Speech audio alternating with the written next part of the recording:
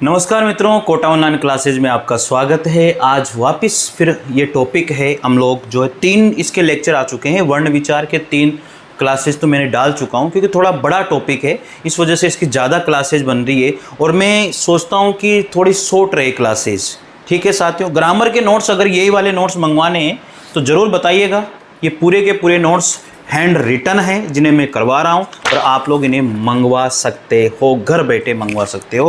तो ये आपकी बड़प्पन है, आप लोगों का प्यार है साथियों, आपने बहुत प्यार दिया। और यहाँ से पढ़ना चाहते हो तो यहाँ से पढ़िए, कोई समस्या नहीं है। चलिए हम बात करते हैं यहाँ से बिना किसी बकवास को किए हुए।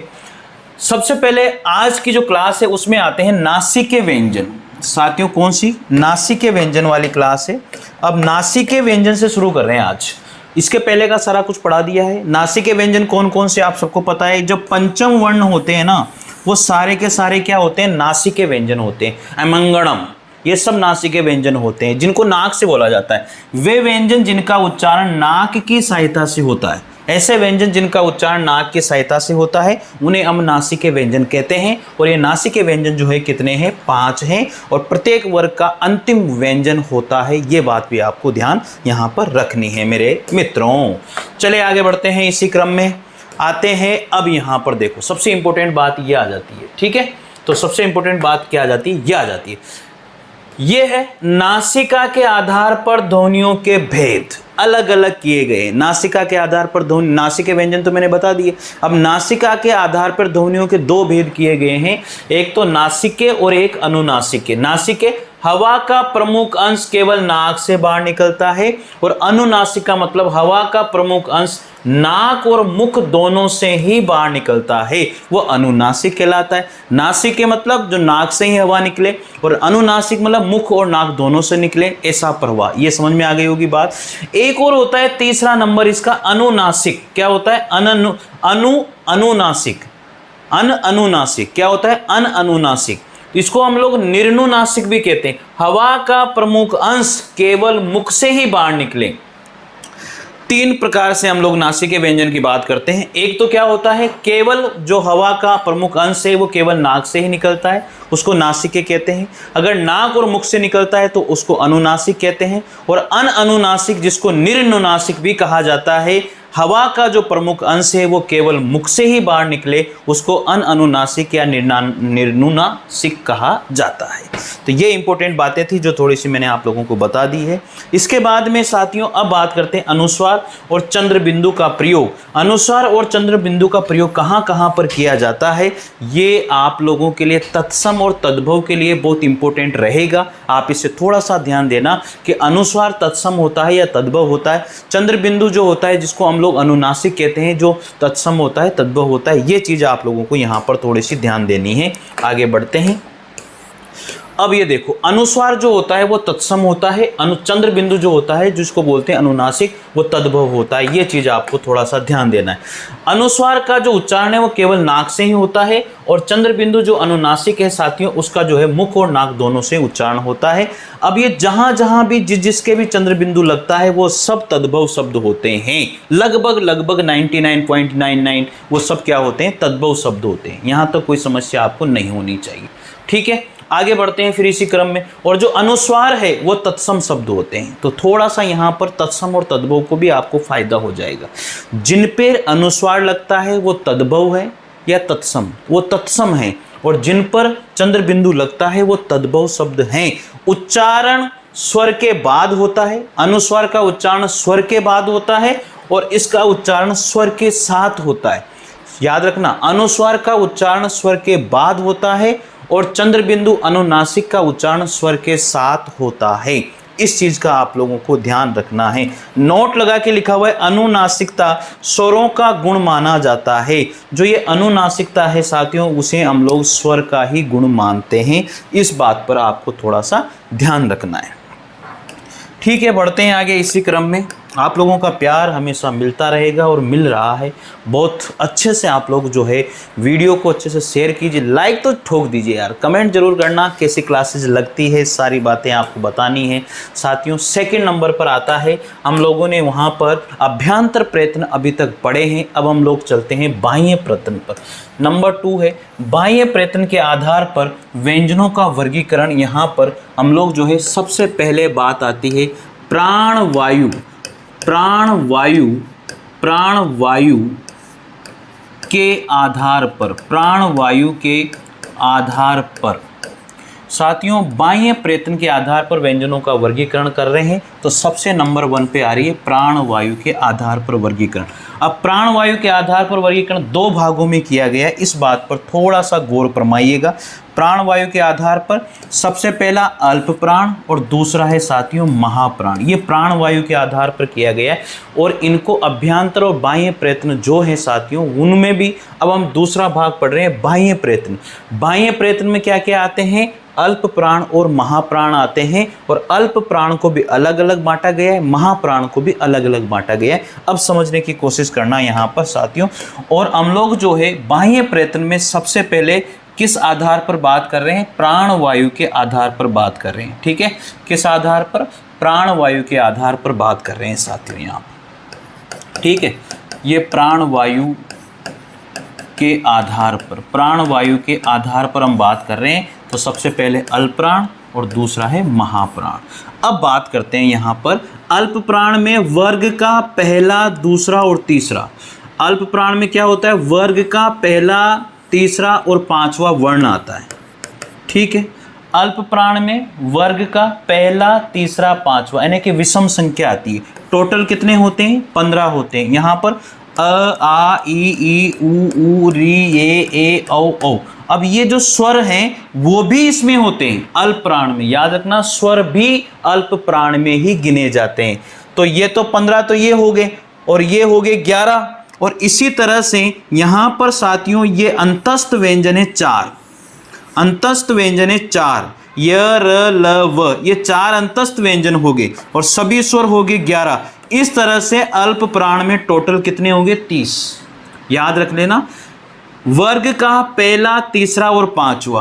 तो ये वर्ग लिखे हुए हैं, ये पूरा वर्ग है, पहला, तीसरा और पांचवा अल्प प्राण में आएगा, यानी कि ये वर्ण और ये वर्ण अल्प प्राण में आएगा। तो ये सारे वर्ण जो है अल्प प्राण में आएंगे। तो इस तरह से अगर बात करूं मैं यहाँ पर 5 × 15 तो ये हो जाते हैं, सारे स्वर अल्प प्राण में आएंगे। अंतस्थ स्वर, अंतस्थ व्यंजन कितने हैं, य, र, ल, व 4, ये भी अल्प प्राण में आएंगे। तो टोटल मिलाकर के अल्प प्राण में कितने व्यंजन हो जाते हैं, स्वर मिलाकर के 30 हो जाते हैं। कितने वर्ण हो जाते हैं, 30 हो जाते हैं। यहाँ तक कोई समस्या आपको नहीं आनी चाहिए। ठीक है, अब इसके बाद में बात करेंगे आगे। ये 30 हो गए, अल्प प्राण कितने हो गए, 30 हो गए। अब 30 अल्प प्राण हो गए, अब 30 अल्प प्राण हो गए भाई। देखो अब 30 अल्प प्राण के बाद में आगे बात करते हैं आगे की कड़ी के साथ। अब आते हैं महाप्राण पर। तो महाप्राण में वर्ग का दूसरा और चौथा व्यंजन, वर्ग का दूसरा और चौथा, यानी कि ये वाले जो व्यंजन है ना, ये वर्ग का दूसरा और चौथा यानी कि सम संख्या है। ये किस में आएंगे, महाप्राण। यानी कि अल्प प्राण में विषम संख्या, विषम संख्या छोटी मानते हैं हम लोग, और सम संख्या को बड़ी मानते हैं। ठीक है ना, तो सम संख्या बड़ी है, तो जो बड़ी है वो महाप्राण, महा मतलब बड़ा, तो महाप्राण, और अल्प मतलब छोटा, तो अल्प मतलब 1 छोटा है, तो 1, 3, 5 विषम, और उसी तरह से 2, 4 जो सम संख्याएं जो बड़ी होती है वो महाप्राण में ले लेते हैं। सभी स्वर अल्प प्राण में, स्वर पहले आते हैं इसलिए अल्प प्राण में होंगे। अंतस्थ व्यंजन उष्म व्यंजन के पहले आते हैं इसलिए अल्प प्राण में होंगे। इस तरह से थोड़ा सा दिमाग लगा के याद कर लेना। ठीक है, अच्छा लगे तो लाइक ठोक देना यार। ठीक है, इसके बाद में फिर यहाँ पर साथियों ये उष्म व्यंजन है, ये बाद में आते हैं। पहले अंतस्थ आते हैं इसलिए अल्प प्राण में आते हैं, अब उष्म बाद में आते हैं तो इसलिए स। साथियों इनका क्रम भी याद रखना, इनका क्रम पूछा जाता है बहुत बार। तो श संक वाला पहले, षटकोण वाला बाद में, सरप वाला बाद में, फिर ह। इस तरह से 4 ये होते हैं, 2 और 4 यानी कि वर्ग का दूसरा और चौथा व्यंजन। तो ये 10 हो गए टोटल, और 11, 12, 13 और 14। तो इस तरह से जो है महाप्राण में कितने आते हैं, 14 वर्ण आते हैं। कितने वर्ण आते हैं, 14 वर्ण आते हैं। तो 30 और 14 कितने हो गए, 44 हो गए। इस तरह से साथियों आप लोग याद कर सकते हो, कोई दो राय इसमें मेरे हिसाब से मुझे लग नहीं रही। आगे हम लोग बढ़ते हैं इसी क्रम में। अच्छे से समझ में आया होगा, मैंने आपको सारा कुछ समझा दिया है यहाँ पर, ठीक है। चलिए अब अलग अलग बता दिया। अलग अलग क्या बताया साथियों, अल्प प्राण का मतलब क्या होता है वो भी समझाया जा रहा है। नंबर 1 बाह्य प्रयत्न के आधार पर बात कर रहे हैं हम लोग यहाँ पर। अल्प प्राण नंबर 1 वे वर्ण जिनके उच्चारण में कम प्राण वायु की आवश्यकता होती है, यानी कि जो प्राण वायु होती है, कम दबाव लगाना पड़ता है बोलने में, तो वो अल्प प्राण होते हैं, उन्हें अल्प प्राण कहते हैं। महाप्राण वे वर्ण जिनके उच्चारण में अधिक प्राण वायु की आवश्यकता होती है, उन्हें महाप्राण कहते हैं। अब बात आती है नंबर 2 पर, स्वर तंत्रियों के आधार पर व्यंजनों का वर्गीकरण। बहुत जबरदस्त बात आती है, ये नंबर 2 आ गए हम लोग। अब नंबर 2 पे आ जाते हैं साथियों। जब आप लिखोगे ना तो आपको अच्छे से पता लग जाएगा, स्वर तंत्रियों के कंपन के आधार पर व्यंजनों का वर्गीकरण। तो मैं यहाँ लिख भी देता हूँ, स्वर तंत्रियों में कंपन के आधार पर वर्गीकरण। स्वर तंत्रियों के आधार पर व्यंजनों का वर्गीकरण। देखो, अभ्यंतर बाह्य प्रयत्न रहे, उसके बाद में अब स्वर तंत्रियों के आधार पर बात करेंगे, घोष और अघोष। किसके आधार पर, घोष और अघोष। तो इसको 2 भागों में बांटा गया है, अघोष, और एक बांटा गया है सघोष, जिसको हम लोग घोष भी कहते हैं। याद कर लेना इसको, एक अघोष है और एक सघोष है, सघोष को घोष भी कह देते हैं, ठीक है। तो इसमें क्या होता है साथियों, अघोष में वर्ग का पहला और दूसरा वर्ण टोटल मिला के कितने होंगे, 10। श श श और तीनों स आते हैं, टोटल मिला के कितने होंगे, 13। तो जो अघोष व्यंजन हैं उनमें टोटल 13 वर्ण होते हैं। कितने वर्ण होते हैं, 13 वर्ण होते हैं। अब बात करते हैं सघोष या घोष वर्ण की। वर्ग का तीसरा, चौथा और पांचवा, ये तो ऊपर तो ट्रिक लिखी हुई है, 345 यण है स्वर सहित घोषित, इस तरह से। लेकिन ये समझने कितने ट्रिकें याद करेंगे, मैं नहीं बताना चाहता इनको। तो वर्ग का तीसरा, चौथा और पांचवा, टोटल मिला कितने हो गए, 15 वर्ण तो ये हो गए। इसके बाद में अंतस्थ य र ल व ह 5 ये हो गए। और सभी स्वर भी घोष या सघोष में आते हैं। ये क्वेश्चन बहुत बार पूछा जाता है, स्वर किस में आते हैं, कंपन के आधार पर, स्वर तंत्रियों के आधार पर स्वर किस में आते हैं, तो घोष या सघोष में आते हैं। सभी स्वर 11 हो गए। तो टोटल मिलाकर के सघोष या घोष 31 होते हैं। ये पूरा वर्ग का तीसरा, चौथा और पांचवा वर्ण 15 और अंतस्थ वर्ण पूरे के पूरे, इसके बाद में 5 ये हो गए और सभी स्वर हो गए 11, टोटल मिलाकर 31 हो जाते हैं। और यहाँ पर अघोष के अंदर वर्ग का पहला और दूसरा वर्ण 10 ये हो गए, स तीनों ये हो गए। ह उसमें आता है, इस ह को ध्यान रखना भैया, जो ह है वो अघोष नहीं है, वो सघोष है, वो घोष है ह। तो ये ह को बहुत बार पूछा जाता है वो, ठीक है ना, इसको भी ध्यान रखना आप लोग, है ना। तो अघोष 13 है, ह उसमें आता है, अंतस्थ व्यंजन में ह उसमें आता है। तो 4 ही वर्ण हैं, लेकिन स के साथ जो वर्ण आता है ह, वो उसमें आता है सघोष के अंतर्गत। यहाँ तक कोई समस्या आपको मेरे हिसाब से नहीं होनी चाहिए। आगे बढ़ते हैं इसी क्रम में। अब अघोष और सघोष के बारे में मैंने यहाँ पर वही डेफिनेशन जो भी बताई है स्वर तंत्रियों के आधार पर। तो देखो, अघोष किसे कहते हैं, वे वर्ण जिनके उच्चारण में स्वर तंत्रियों में कंपन नहीं होता। अ का मतलब क्या होता है, यहाँ पर लिखा हुआ है ना अघोष, तो यहाँ पर जो अ है ना, ये अ, इसका मतलब होता है नहीं, ठीक है। इसका मतलब क्या होता है, नहीं। इसका मतलब इनका उच्चारण करने पर स्वर तंत्रियों में जब हम बोलते हैं तो जो तंत्रियां हैं उनमें कोई कंपन नहीं होता है, इस वजह से यहाँ पर इनको अघोष कहा जाता है, ठीक है। और अघोष कितने होते हैं, अभी अभी मैंने आप लोगों को बताया था कि अघोष कितने होते हैं। ये रहे अघोष, यहाँ पर 13 होते हैं। कितने होते हैं, 13 होते हैं। और घोष कितने होते हैं, सघोष कितने होते हैं, 31 होते हैं, ठीक है। तो यहाँ पर याद रखना, जो अघोष है वो कितने वर्ण होते हैं, अघोष है वो कितने वर्ण होते हैं साथियों, अघोष यहाँ पर 13 वर्ण होते हैं। सघोष कितने होते हैं? वे वर्ण जिनके उच्चारण में स्वर तंत्रियों में कंपन होता है उन्हें हम लोग सघोष कहते हैं। ये कितने होते हैं? 31 होते हैं। ठीक है, क्योंकि 11 स्वर इसमें जुड़ जाते हैं। अब आते हैं संयुक्त व्यंजन। संयुक्त व्यंजन कितने होते हैं साथियों? जो संयुक्त व्यंजन है वो 4 होते हैं, आप सबको पता है। और संयुक्त व्यंजन के बारे में अनेक बार पूछा गया है।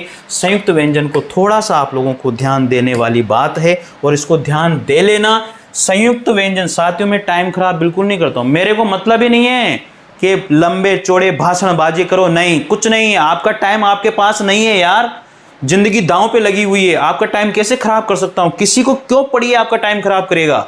मैं नहीं करता हूं, बस पढ़ाता रहता हूं, पढ़िए बस आप।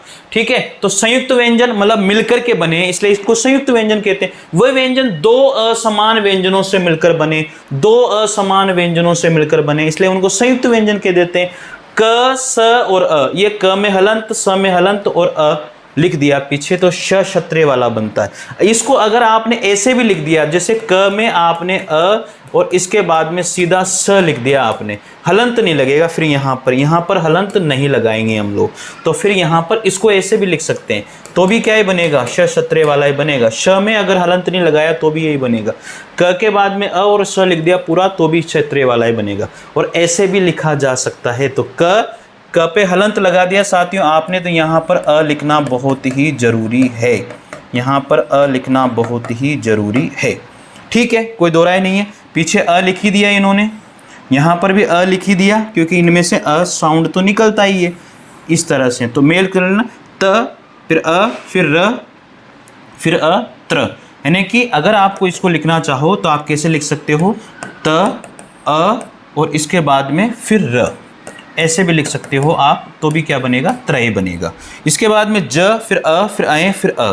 अगर आपने इसको लिख दिया ज फिर अ फिर अय लिख दिया, हलंत नहीं लगेगा, यहाँ हलंत नहीं लगेगा। अगर लास्ट में आप हलंत नहीं लगाना चाहो तो भी कोई दिक्कत नहीं है। आपने यहाँ पर क्या बनेगा? आपका गे बनेगा। ठीक है, इसके बाद में श, तो इसको आप कैसे बना सकते हो? श लिखा आपने, फिर अ लिखा आपने, फिर प्लस र लिखा, हलंत नहीं लगाया तो भी श बन जाएगा। ठीक है, और र पे हलंत लगाते फिर पीछे क्या होगा? अ निकला, आपको लिखना पड़ेगा। ठीक है, यहाँ तक कोई समस्या नहीं है मेरे हिसाब से। संयुक्त व्यंजन में भी आपको कोई प्रॉब्लम नहीं आएगी, मैंने अच्छे से आपको बता दिया है। सारी बातें क्लियर मैं कर चुका हूँ मेरे मित्रों। अब बात करते हैं द्वित्व व्यंजन की। द्वित्व व्यंजन होते क्या हैं? चलिए, द्वित्व व्यंजन सबको पता है। द्वित्व व्यंजन भैया एक आधा और एक पूरा व्यंजन, उन्हें क्या कहेंगे? द्वित्व व्यंजन कहेंगे। यदि एक ही व्यंजन क्रमशः 2 बार आए तो उसे द्वित्व व्यंजन कहलाता। एक आधा और एक पूरा आता है। देखो, सुग्गा ग आधा पूरा ग आया, लड्डू उल्लास आधा ल पूरा ल, तो ये सब द्वित्व व्यंजन है, क्योंकि एक ही व्यंजन 2 बार आ रहा है, एक बार आधा और एक बार पूरा। ठीक है ना, तो कोई दो राय नहीं है। द्वित्व व्यंजन आप समझ गए होंगे, कोई परेशानी नहीं है द्वित्व व्यंजन के अंतर्गत। आगे बढ़ते हैं। अयोगवाह स्वर क्या होते हैं? अयोगवाह जो स्वर होते हैं ना, ऐसे वर्ण जिनका जुड़कर यानी कि जिनके जो जुड़ जाते हैं, ऐसे स्वर जो जुड़ते हैं, जुड़कर के वहन नहीं होता है व्यंजनों के साथ, अयोगवाह स्वर होते हैं। यानी कि ये जुड़कर के अपने आप को वहन नहीं करते, उनके साथ जाना ही पसंद नहीं करते हैं। ठीक है, तो ऐसे स्वर अयोगवाह स्वर होते हैं। ऐसे वर्ण जिनको न तो स्वरों में गिना जाता है और न ही व्यंजनों में गिना जाता है, ऐसे स्वर न तो स्वर में गिने जाते हैं और ऐसे न व्यंजनों में गिने जाते हैं। ऐसे वर्ण जो अयोगवाह कहलाते हैं और इनको लाया गया है मित्रों। इनको क्या किया गया है? लाया गया है। शायद थोड़ा सा मैं सेट कर देता हूँ। इनको लाया गया है। ठीक है, और ये 2 ही स्वर हैं, अंगह और अय। तो यहाँ पर ये 2 ही स्वर हैं जिनको हम लोग अयोगवाह स्वर कहते हैं हिंदी के अंदर। चलिए, यहाँ पर इनको लाया गया था, लेके आ गए इनको हम लोग।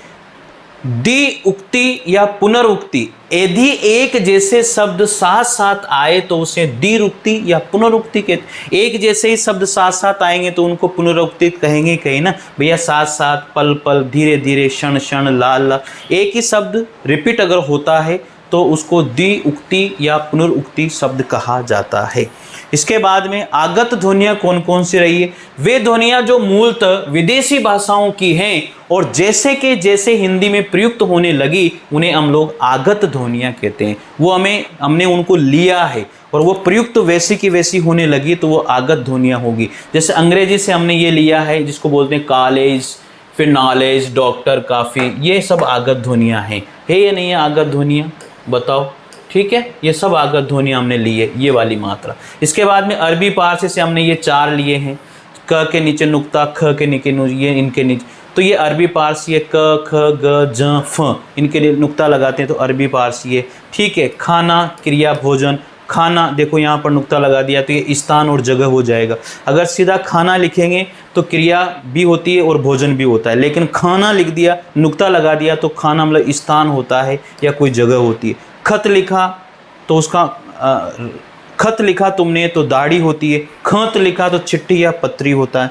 तो जैसे नुक्ता लगाएंगे ना अलग से उसका अर्थ यहाँ पर हो जाएगा। तो ये चीज़ आपको थोड़ी सी ध्यान देने वाली चीज़ है।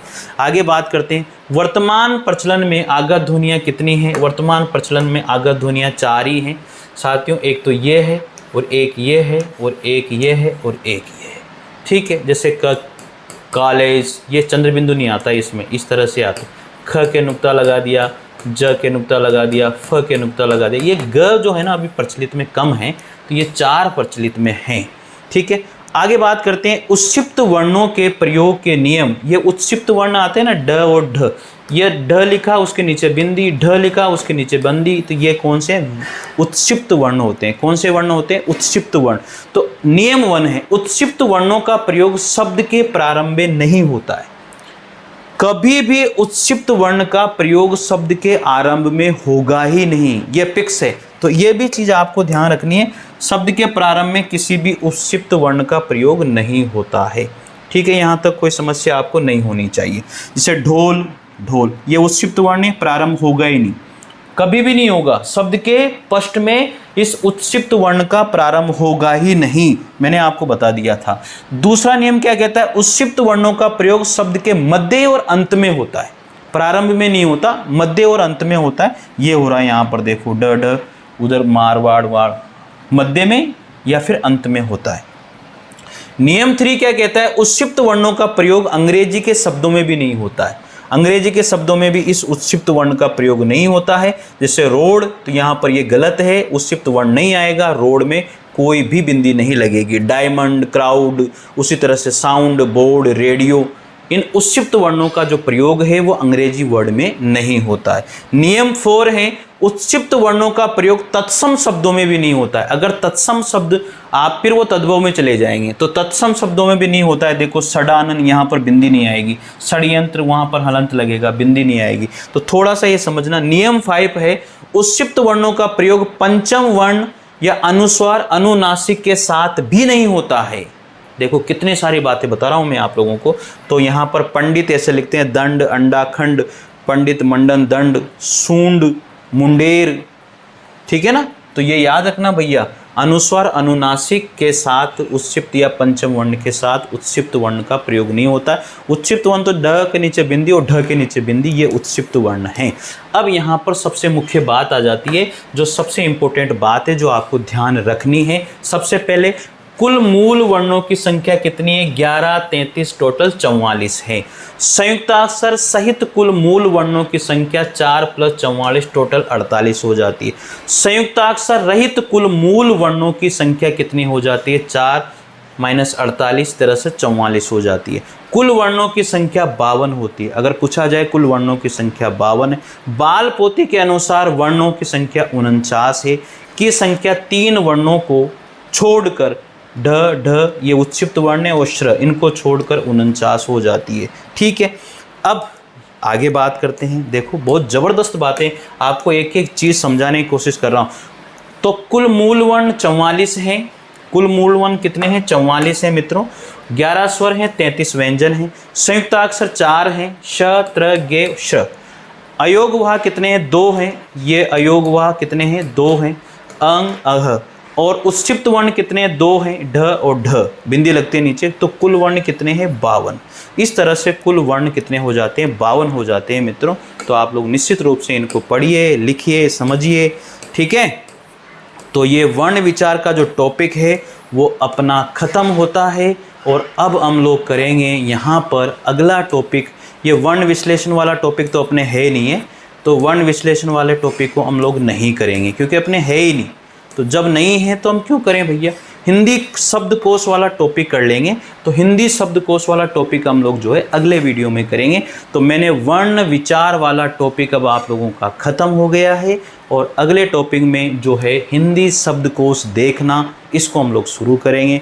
प्यारे साथियों, कैसा लगा ज़रूर बताइएगा, और वीडियो को शेयर अपने ग्रुप में ज़रूर कीजिएगा, और स्टेटस लगा लो तो सबसे बढ़िया बात है, ठीक है। टेलीग्राम चैनल को ज़रूर ज्वाइन कीजिएगा, चैनल को सब्सक्राइब कीजिएगा। ये तो ऐसे कहने की बात नहीं है, और मैं बार बार कहूँगा कि आप लोग टेस्ट सीरीज ज़रूर ज्वाइन करें। 2nd ग्रेड की परिणाम के नाम से KOC कोटा ऑनलाइन क्लासेस आप प्ले स्टोर पर डालोगे, आपका कोटा ऑनलाइन क्लासेस ऐप आ जाएगा, वहाँ से आप इस टेस्ट सीरीज़ को ज्वाइन करें।